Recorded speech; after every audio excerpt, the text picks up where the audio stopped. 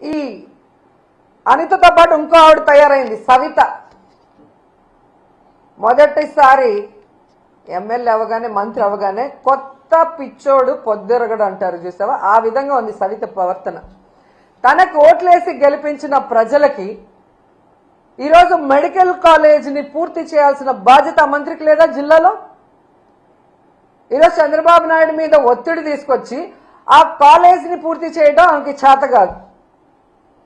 ఈరోజు అమరావతిలో వర్షం వచ్చింది, నీళ్లు తోడుతున్నామని కోట్లు వేస్ట్ చేస్తూ తినేస్తున్నారు. దాంట్లో కొంత డబ్బు తీసుకొచ్చి పూర్తి చేయొచ్చు కదా, అది చేత కాదు. ఈరోజు మీ వెనకబడిన ప్రాంతం అనంతపురంలో పేద ప్రజలకి ఒక నాణ్యమైన వైద్యాన్ని అందించే విధంగా చంద్రబాబు నాయుడు కూడా చేయని ఆలోచన జగన్మోహన్ రెడ్డి గారు చేసి అక్కడ కాలేజీని నిర్మాణం స్టార్ట్ చేస్తే అది పూర్తి చేసుకోకుండా దాన్ని అమ్మకానికి కేబినెట్ లో పెడితే ఎలా సిగ్గు లేకుండా దానికి మద్దతు తెలిపావని సవితను అడుగుతున్నా నేను. మళ్ళీ నువ్వు కూడా మాట్లాడేదన్నా జగన్మోహన్ రెడ్డి గారి గురించి?